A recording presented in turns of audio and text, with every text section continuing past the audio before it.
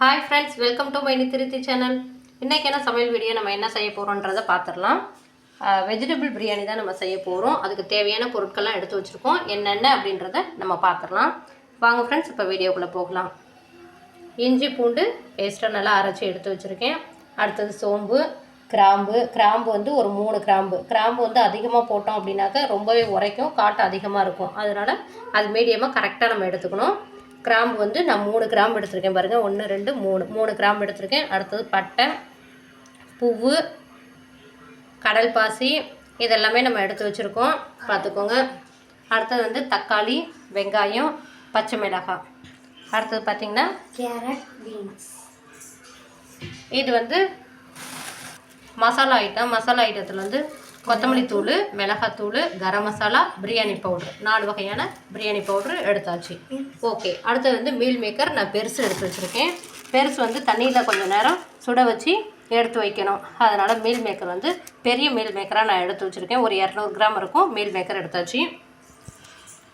அந்த meal maker வேகிறதுக்கு வந்து நம்ம சுடுதண்ணி வச்சுருக்கோம். சுடுதண்ணி நல்லா வெந்ததையும் கொதிச்சதுக்கப்புறம் இந்த மீல் மேக்கர் அதில் போட்டோம் அப்படின்னா நல்லா புஷ்ஷுன்னு நல்லா உப்பி வரும், பஞ்சு போல் நல்லா வரும். அப்போது ஏதாவது பூச்சி இருந்தாலும் நம்ம ரிமூவ் பண்ணிவிட்டு நம்ம சாப்பாட்டில் போட்டுக்கலாம்.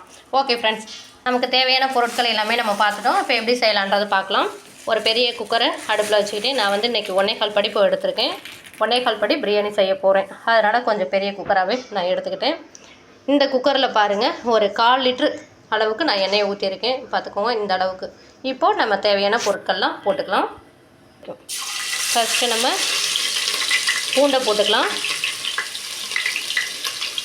அடுத்தது பார்த்திங்கன்னா இஞ்சி, அந்த பட்டை, கிராம்பு, பிரியாணி இலை, சோம்பு இதெல்லாம் வச்சுருந்தோம் பார்த்திங்களா, இதையும் போட்டுக்கலாம். இப்போ நல்லா மிக்ஸ் பண்ணிக்கலாம். இப்போ இதை நல்லா நம்ம கிண்டி விட்டுக்கலாம். நல்லா கிண்டும் போதே நல்லா வாசனை சூப்பராக கபகபான்னு வருது. அந்த பட்டை, கிராம்பு, ஏலக்காய் இதெல்லாம் போட்டு நம்ம மிக்ஸ் பண்ணும்போது வாசனை நல்லா கமகமானு வருது.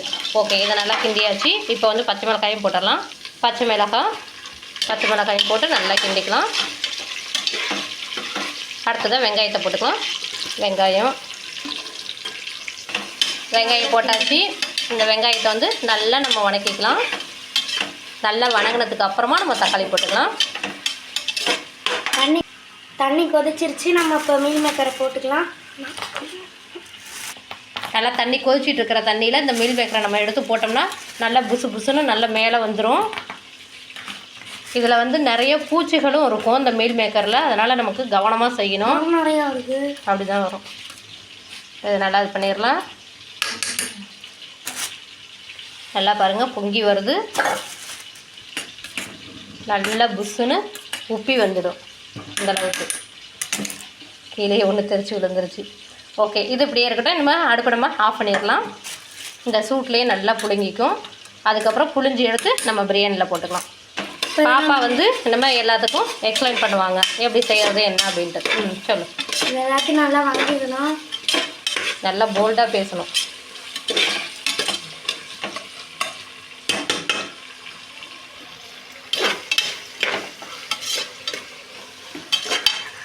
வெங்காயம் நல்லா வணங்கி வரட்டும். எண்ணெய் பாருங்கள் இந்த அளவுக்கு இருக்குது. அப்போ தான் நம்ம வந்து காய்கறி, தக்காளி, வெங்காயம் எல்லாம் போடுறதுக்கு கரெக்டாக இருக்கும். எண்ணெய் கொஞ்சம் பார்த்து நீங்கள் ஊற்றிக்கோங்க.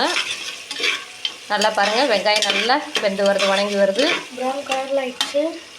இன்னும் கொஞ்சம் நேரம் இருக்கும். நம்ம வச்சுருந்த மீல் மேக்கர் பாருங்கள் நல்லா பொங்கி மேலே வந்துருக்குது பார்த்திங்களா. இந்த மாதிரி வர வரைக்கும் நம்ம வெயிட் பண்ணுவோம். தக்காளியை கொட்டிக்கலாம். இப்போ நல்லா கிண்டிக்கலாம்.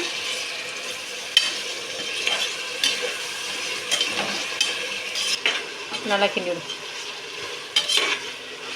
தக்காளியும் வெங்காயமும் நல்லா வந்து வணங்கி வரட்டும். இப்போ தேவையான உப்பை போட்டுக்கலாம். இப்போ கிண்டிக்கலாம்.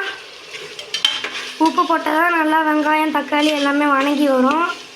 இப்போ பாருங்கள், எல்லாம் வணங்கி வந்துட்டுருக்கு. வெங்காயமும் தக்காளியும் நல்லா வணங்கி வந்துருச்சு பாருங்கள். இந்த ஸ்டேஜில் நம்ம காய்கறிகள்லாம் போட்டுக்கலாம்.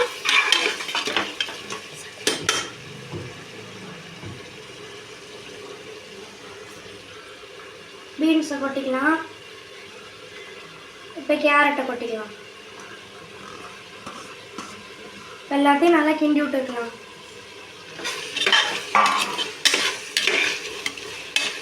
நல்லா வணங்கி வரட்டும்.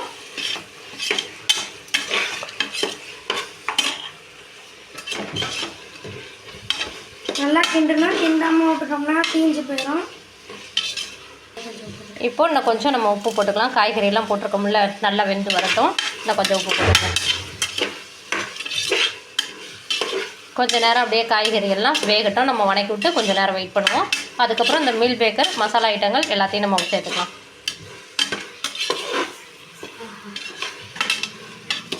வாசனையை ஆளுக்கு. இப்போ எடுத்து வச்சுருக்கிற மசாலா பொருள் எல்லாத்தையும் நம்ம கொட்டிடலாம். இப்போ நல்லா கிண்டி விட்டுக்கலாம்.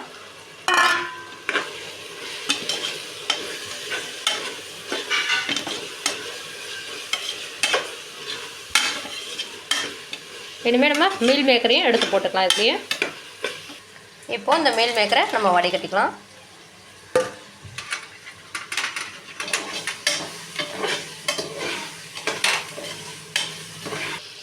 இப்போது இந்த மீல் மேக்கரையும் இதோட நம்ம கொட்டிக்கலாம். சரி, இப்போ நம்ம நல்லா கிண்டிக்கலாம்.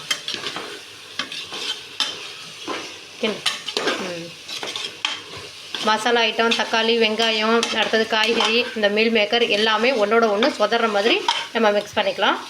மிக்ஸ் பண்ணிவிட்டு அதுக்கப்புறமா நம்ம அரிசி எடுத்து போட்டுக்கலாம். இப்போ நம்ம அரிசியும் போட்டுக்கலாம். நான் வந்து 1.25 படி அரிசி எடுத்திருக்கேன். 2 நேரத்துக்குமே நாங்கள் பிரியாணி செய்கிறதுனால கொஞ்சம் அதிகமாகவே எடுத்திருக்கேன். அதனால தான் நான் கொஞ்சம் பெரிய குக்கரில் நாங்கள் செய்கிறோம். எப்பொழுதுமே ஒரு நேரத்துக்கு செய்வோம், இப்போ 2 நேரத்துக்கும் செய்கிறோம். அரிசியும் போட்டு நல்லா கிண்டியாச்சு. இப்போ வந்து நம்ம அரிசி எந்த அளவுக்கு எடுத்தோமோ அதே அளவுக்கு 2 மடங்கு நம்ம வந்து தண்ணி எடுக்கணும். 1.25 படி அரிசி எடுத்திருக்கேன், அதுக்கு நம்ம 2.5 படி தண்ணி எடுக்கணும். இப்போ தண்ணியை கொஞ்சம் கொஞ்சமாக நம்ம ஊற்றிக்கலாம். ஃபஸ்ட்டு வந்து நம்ம 1 படி தண்ணியை ஊற்றிக்கலாம். ஃபுல்லாக ஊற்று. இது 1 படி. 2வது தண்ணி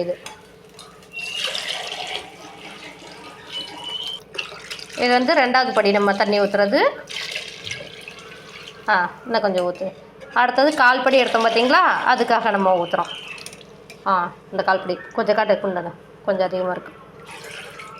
இந்த பாருங்கள், இந்த அளவுக்கு இருக்கணும். அவ்வளோதான். நல்லா கிண்டி விட்டுக்கலாம். நல்லா கிண்டி விட்டு உப்பு காரம் எல்லாமே கரெக்டாக இருக்கா என்னான்ட்டு நம்ம செக் பண்ணி பார்த்துட்டு நம்ம வந்து குக்கரை க்ளோஸ் பண்ணி வச்சுக்கலாம். வேறு செக் பண்ணி பாரு. வேறு அரிசியெல்லாம் கரெக்டாக கிண்டி விட்டோம். இப்போ டேஸ்ட் பாரு. கை கட்டு. உப்பு வந்து பத்தலை, அதனால் நம்ம கொஞ்சம் உப்பு போட்டுக்கிறோம். அவ்வளோதான். உப்பு போட்டதுனால இதை நல்லா கிண்டி விட்டுக்கலாம். இப்போ குக்கரை மூடி போட்டு நம்ம மூடிடலாம். ஒரு 4 விசில் வர வரைக்கும் நம்ம வெயிட் பண்ணுவோம். 3 விசில் வந்ததுன்னா கொஞ்சம் ஒரு மாதிரி இருக்கும். 4 விசில்னால் நல்லா பொலன்னு வெந்திருக்கும். நம்ம 4 விசில் வரைக்கும் விடுவோம்.